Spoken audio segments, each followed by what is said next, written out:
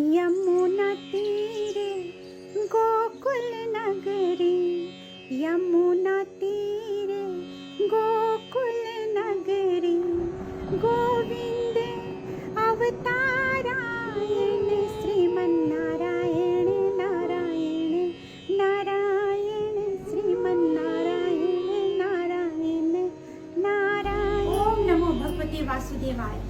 मैं स्नेह स्वागत करती हूँ आप सबका आपके अपने चैनल समृद्धि ब्लॉग्स में।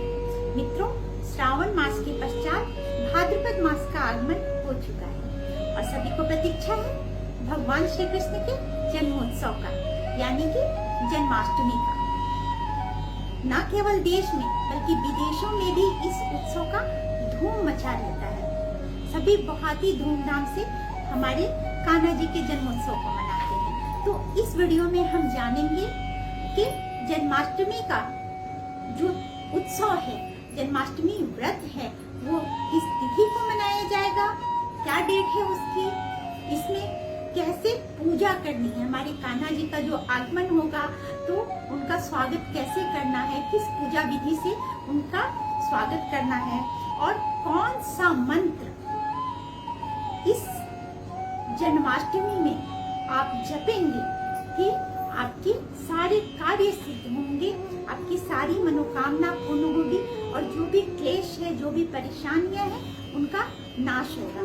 हमारे कान्हा जी को क्या पसंद है, उन्हें क्या खिलाना है, क्या भोग लगाना है और बहुत सारी चीजें, हम बहुत सारी बातें इस वीडियो में जानेंगे। तो वीडियो को स्किप ना करेंगे और वीडियो के अंत तक बने रहेंगे और सारी जानकारियों को देखेंगे। एक एक करके मैं सारी बातें बताऊंगी आपको और वीडियो अच्छा लगे तो इसे लाइक करके शेयर कर देंगे और चैनल को सब्सक्राइब और फॉलो करेंगे। तो चलिए हम बढ़ते हैं वीडियो में। सबसे पहले हम ये जानते हैं कि हमारे कान्हा जी का जो ये जन्मोत्सव है, इसका क्या महत्व है। मित्रों, ये जो जन्माष्टमी का व्रत होता है, ये जन्माष्टमी का जो त्योहार होता है, वो बहुत ही महत्वपूर्ण है।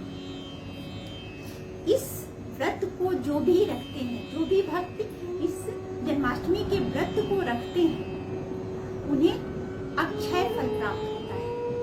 कहते हैं, मान्यता है कि जो भी जन्माष्टमी का व्रत रखते हैं, उन्हें अश्वमेध यज्ञ करने का फल प्राप्त होता है और जो जागरण के साथ इस व्रत को रखते हैं, उनके जो पिछले 100 जन्म है, उस पिछले 100 जन्मों के पाप नष्ट हो जाते हैं।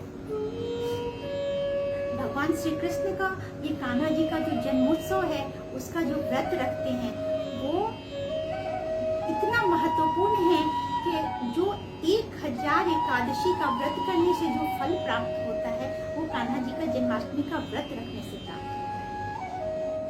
तो इस व्रत को रखने से मन की सारी कामनाएं पूर्ण होती है। अब हम जानते हैं कि जो जन्मोत्सव मनाया जाएगा, जो जन्माष्टमी का व्रत रखा जाएगा, वो किस तिथि को रखा जाएगा। कंफ्यूजन है लोगों के मन में कि 25 को रखनी है, 26 को रखनी है या 27 को रखनी है। तो आपको बता दें कि भगवान श्री कृष्ण का जो जन्म हुआ है, वो भाद्रपद मास कृष्ण पक्ष अष्टमी तिथि रोहिणी नक्षत्र ऋषभ लग्न में हुआ है और इस साल 2024 में जो अष्टमी की तिथि पड़ रही है, वो प्रारंभ हो रही है 25 अगस्त को रात्रि 3:39 यानी 3:39 AM और समापन हो रहा है इस तिथि का, अष्टमी तिथि का 26 अगस्त को रात्रि 2:19 पर, यानी कि 2:19 AM इस पर समापन हो रहा है अष्टमी तिथि को। तो जो पंचांग के अनुसार अगर मानते हैं हम, जो हमारे हिंदू धर्म में कोई भी व्रत होता है, वो पंचांग के अनुसार उदय तिथि में होता है। तो उदय तिथि 26 तारीख को पड़ गई है, इसलिए जो जन्माष्टमी का व्रत होगा वो 26 तारीख को मनाएंगे। ये व्रत की तिथि हो गई। अब मुहूर्त क्या है, भगवान की जो पूजा होगी, भगवान कान्हा जी की जो पूजा होगी, हमारे ठाकुर जी की जो पूजा होगी, वो उसका जो शुभ मुहूर्त है वो रात्रि 12 बजे से 12:45 तक है। यानी कि पूजा जो करने का, ऐसे तो पूजा आप कभी भी करें कभी, लेकिन जो कान्हा जी का आगमन होगा और उनका स्वागत जो किया जाएगा उसका जो शुभ मुहूर्त है वो 12 बजे से लेकर 12:45 तक है। तो इस बीच हम भगवान का, अपने ठाकुर जी का, अपने लड्डू गोपाल का स्वागत करेंगे, उनकी पूजा करेंगे। अब मैं आपको बता देती हूँ कि पारण का समय क्या है। पारण का समय है 27 अगस्त को सुबह में 6 व्रत करके 6:36 तक, मॉर्निंग 27 अगस्त। अब बात आती है कि पूजा कैसे करें। जो भी व्रतधारी हैं, जो व्रत रखते हैं कान्हा जी का, जैसे कि मैंने बताया कि कान्हा जी का व्रत रखना अक्षय फल देता है। जो जन्माष्टमी का व्रत रखते हैं उन्हें अक्षय फल की प्राप्ति होती है।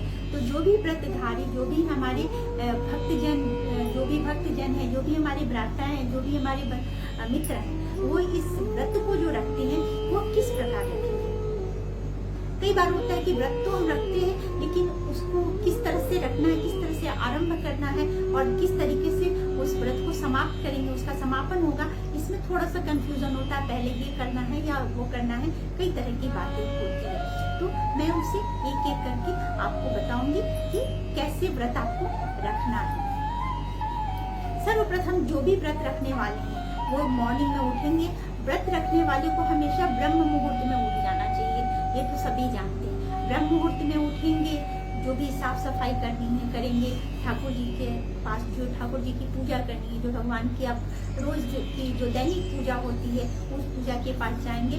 और उठने के बाद, स्नान के बाद जब आप ठाकुर जी के पास, भगवान जी के पास पहुंचेंगे तो सबसे पहले आप हाथ में अक्षत और जल लेकर के संकल्प करेंगे कि मैं आज जन्माष्टमी का व्रत धारण करने वाला हूँ या करने वाली हूँ और मैं इस व्रत को करने का संकल्प लेता हूँ। जो भी आप हैं, आप उसके अनुसार आप व्रत का संकल्प लेंगे। उसके बाद दिन में आपको भगवान का, ठाकुर जी का नाम लेते रहना है, अपना काम करना है, जो काम करना है वो करना है। अब दिन भर आपको निराहार अगर रहते हैं आप, तो निराहार रह रहे हैं तो कोई बात नहीं है, लेकिन अगर आप फल लेकर के आप व्रत करना चाहते हैं तो आप दिन में फल ले लीजिए, जल ले लीजिए, जो भी लीजिए। अब जो कार्य शुरू होता है प्रभु जी के आगमन की, जो स्वागत की तैयारी होती है वो संध्या बेला से होती है। इसके पूर्व आप दिन में ये कर सकते हैं कि अगर आप भगवान जी के पास, जहाँ आपने भगवान जी को रखा है, जहाँ आप भगवान का स्थान है, अगर वहाँ आपको उत्सव मनाना है तो वहाँ कुछ सजाइए, वहाँ सज्जा कीजिए। और अगर कहीं और मनाना चाहते हैं तो वहाँ सज्जा कीजिए, जैसा कि पहले से होता है। बच्चों के आगमन पर, कोई बच्चा जब घर में आता है, जब जन्म लेने वाला होता है, तो उसके स्वागत की जो तैयारी होती है, या फिर जो जन्मोत्सव पर तैयारी होती है, सज्जा होता है, सजाया जाता है घर को, तो आप वो कीजिए।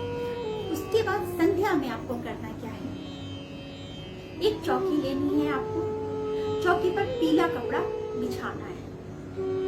अब मैं आपको एक बात और भी यहाँ बता दूं कि जिनके पास लड्डू गोपाल की मूर्ति है वो कैसे पूजा करेंगे, और जिनके पास लड्डू गोपाल की मूर्ति नहीं है, जिनको फोटो से पूजा करनी है, वो कैसे करेंगे। मैं ये दोनों बातों को एक साथ बताती चलूंगी। तो चौकी लेनी है आपको, और अगर लड्डू गोपाल की आपके पास मूर्ति है तो आपको करना ये है कि एक थाली लेना है। थाली में आप अक्षत ले लीजिए, अक्षत डाल दीजिए, उसमें स्वास्तिक बना लीजिए और पुष्प से उस पर पुष्प का छिड़काव कीजिए। और उसके बाद एक खीरा लेना है आपको। खीरे में, खीरा जो है अगर डंठल वाला हो तो बहुत अच्छा, अगर डंठल वाला नहीं है तो कोई बात नहीं है। एक खीरा लेना है, वो थाली के पास रखना है।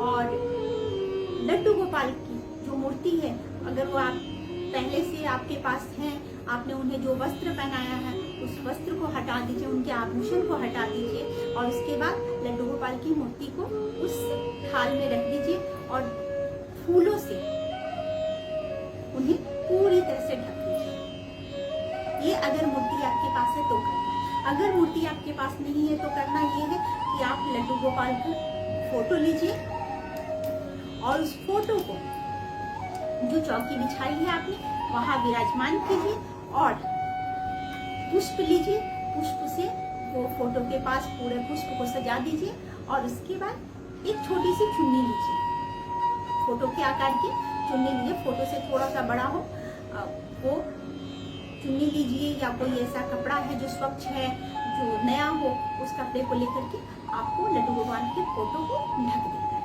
वहां भी वैसे ही खीरा रखना है और अब उसके बाद क्या करना है, एक दीपक जला करके वहां रख देना है। अब आपका कार्य शाम का, संध्या का जो ये कार्य है आपने ये कर लिया। इसके बाद आप जाइए और अपना फल जो लड्डू गोपाल को भोग लगानी है तो भोग बनाइए। भोग में जो होता है पंजरी बहुत आवश्यक होती है, हमारे गोपाल जी को पंजरी बहुत पसंद है तो पंजरी जरूर बनती है। और फिर माखन और मिश्री तो होना ही होना है भोग में उनके, क्योंकि माखन मिश्री के बिना तो हमारे लड्डू गोपाल मानते नहीं है, तो माखन मिश्री रखनी है। इसके अलावा जो सीजनल फल है वो फल रखिए और जो भी आपकी इच्छा, आपकी जो भी सामर्थ्य है उस हिसाब से आप कीजिए। जिस सामर्थ्य में आप पूजा को कर सकते हैं उस तरह से कीजिए, बस भाव में कमी मत रखिएगा। भाव के बिना पूजा नहीं होता है, व्रत नहीं होता है। तो इतना आपको करना है। आपने जो भोग बनानी है वो बना लिया, पर आपके पास समय बहुत है क्योंकि लड्डू गोपाल का जन्म जो होने वाला है वो रात्रि के 12 बजे होने वाला है। अब इसमें आपको क्या करना है, जैसा कि मैंने शुरू में बताया कि किस मंत्र का जाप करना है, तो मंत्र का आप जाप कीजिए जो कि आपके जीवन में सुख समृद्धि को ले आएगा और किसी भी प्रकार का क्लेश हो, किसी भी प्रकार की परेशानी हो, किसी भी प्रकार की मुसीबत हो, उसे समाप्त करेगा। उसके लिए आपको क्या करना है, जपना है एक मंत्र। मंत्र है कृष्णाय वासुदेवाय हरे परमात्मने प्रणतः क्लेशनाशाय गोविंदाय नमो नमः। कृष्णाय वासुदेवाय हरे परमात्मने प्रणत क्लेशनाशाय गोविंदाय नमो नमः। इस मंत्र का जाप आपको 108 बार करनी है। एक माला कीजिए और अगर इससे ज्यादा कर सकते हैं आप तो अति उत्तम, लेकिन कम से कम आप 108 बार इस मंत्र का जाप कीजिए। आपके जीवन में जितने भी क्लेश है उसका निवारण हो जाएगा। अगर इतना बड़ा मंत्र आप जाप नहीं कर सकते हैं तो आप कम से कम 1 घंटे बैठ करके ओम क्लीं कृष्णाय नमः, ओम क्लीं कृष्णाय नमः का जाप कीजिए। ये आप भगवान के जन्म के पहले आप इस मंत्र का जाप कीजिए और उसके बाद अगर आपने शुरू किया है, जल्दी शुरू किया है तो जितनी देर आप कर सकते हैं कीजिए और उसके बाद आप प्रतीक्षा कीजिए रात्रि के 12 बजे का, क्योंकि हमारे कान्हा जी कब आएंगे, हमारे कान्हा जी आएंगे 12 बजे। जब 12 बजता है उस समय आपको क्या करना है, हाँ जब आपने खीरा रखा है, खीरे के पास एक सिक्का को रखना है, 1 रुपए का सिक्का रखना है, मत भूलिए। वो चाहे आप चांदी का सिक्का रखिए या नॉर्मल सिक्का, जो भी होता है, एक सिक्का आपको रखनी है खीरे के साथ। उसके बाद जब 12 बजता है तो आपको क्या करना है, आपको करना है कि शंख बजा करके, घंटी बजा करके, ताली बजा करके प्रभु का स्वागत करना है। अगर घर में शंख नहीं है कोई बात नहीं है, शंख नहीं बजा सकते तो घंटी और ताली बजा कर कीजिए। अगर घंटी और शंख नहीं है तो केवल ताली बजा करके भी प्रभु का स्वागत किया जाएगा। ताली बजाइए। उसके बाद सर्वप्रथम आप उस खीरे को लीजिए और उसका पिछला हिस्सा, जिधर मैंने बताया कि जो डंठल वाला है तब तो बहुत अच्छी बात है, लेकिन डंठल नहीं है अगर उसमें, तो जिधर डंठल होता है यानी कि पीछे का हिस्सा जो होता है उसे आप उस सिक्का जो रखा आपने उस सिक्के से काटिए। याद रखिए कि इसे चाकू वगैरह से नहीं काटते। इसे कहते हैं नाल छेदन, जो खीरे को काटा जाता है पीछे से सिक्के से, उसे कहते हैं नाल छेदन। जैसे बच्चे का जन्म होता है और नाल का छेदन होता है, उसे नाल भेदन या नाल छेदन कहते हैं। अब ये जो आपने खीरे का पिछला हिस्सा हटाया, उसे क्या करना है, आप बाद में अपने घर के किसी क्यारी में डाल दीजिए। और अगर तुलसी जी के चबूतरे में तुलसी जी के पास इसे दबा देते हैं तो आपके घर में बहुत समृद्धि आती है। कहते हैं कि अगर नाल को दबा दिया जाए तुलसी जी में तो फिर उस घर में कभी भी धन की कमी नहीं रहती है। उसके बाद एक एक करके आपको फूल हटाना है और फोटो से अपना, अगर आपने पूजा किया है तो उसी तरह नाल छेदन के बाद फोटो पर से आपको वो कपड़ा हटाना है। और अब जो लड्डू गोपाल का करना है, मूर्ति जो है पूरे फूल को हटा दिया आपने, और लड्डू गोपाल को जैसे छोटे से बच्चे को देखते हैं, छोटे से बच्चे को उस आपने थाल में जो रखे हुए आपने लड्डू गोपाल को, उन्हें शंख में पान जल लेकर स्नान कराइए। अगर शंख नहीं है तो आप ऐसे ही जल से स्नान कराइए। और फोटो की जो स्नान कराना है तो फूल में जल लीजिए और फोटो पे छिड़काव कीजिए। इसी तरह से पंचामृत से फिर लड्डू गोपाल का स्नान कराइए और पंचामृत के बाद पुनः जल से स्नान कराइए। उसके बाद लड्डू गोपाल को छोटे से बच्चे को जैसे गोद में उठाते हैं वैसे ही उठाइए और फोटो को भी वैसे ही आप जहाँ है यथावत वहीं पे रखिए और एक साफ कपड़े से, स्वच्छ कपड़े से अपने लड्डू गोपाल को पोंछिए और फोटो को पोंछिए। उसके बाद लड्डू गोपाल को इत्र लगाते हैं, उनके पूरे शरीर में इत्र लगाते हैं। और उसके बाद आप जो भी आभूषण लाए हैं, जो भी वस्त्र लाए हैं, आप उनसे उनका श्रृंगार कीजिए। एक एक करके वस्त्र को पहनाइए, एक एक करके उनका श्रृंगार कीजिए। उसी तरह से फोटो में भी आपको वो जो भी वस्त्र वगैरह है वहाँ पे रखना है, आपको अर्पित करना है। तैयार करने के बाद लड्डू गोपाल को जो उनका सबसे प्रिय चीज है वो क्या है, उनके मोर और उनकी बांसुरी, वो लाना कभी ना भूलेंगे आप, क्योंकि लड्डू गोपाल को ये दोनों चीजें देनी ही होती है। तो तैयार किया, उसके बाद आप लड्डू गोपाल को कहाँ रखेंगे, अगर आपने पालना बनाया हुआ है, घर में बनाया है या बाहर से लेकर के आए हैं, जो भी है, अब आपको पालने पर करना क्या है, एक कपड़ा बिछाना है और उस कपड़े पे फूल रखना है, उसे सजाना है फूलों से और अपने लड्डू गोपाल को, छोटे से जो बाल गोपाल हैं उनको पालने पे रख देना है। और पालने पे रख करके उनके बगल में उनकी बांसुरी रख देनी है, मोर पंख रख देना। अगर कोई खिलौना लाए हैं आप तो उस खिलौने को रखना है। अब तो ये उनकी सज्जा हो गई। उसके बाद क्या करना है हमें, उसके बाद करना है हमें उनका भोग लगाना है। जो भोग मैंने बताया था कि पंजरी हमारे गोपाल जी को बहुत पसंद है, तो पंजरी का भोग लगाएंगे, माखन मिश्री चटाएंगे। लेकिन इन सबसे पहले उन्हें क्या चटाना है, उन्हें शहद चटाना है। तो बच्चे के जन्म के बाद चटाया जाता है शहद, उसी तरह से हमारे गोपाल जी को भी शहद चटानी है सबसे पहले। उसके बाद माखन मिश्री वगैरह जो भी भोग लगाइए।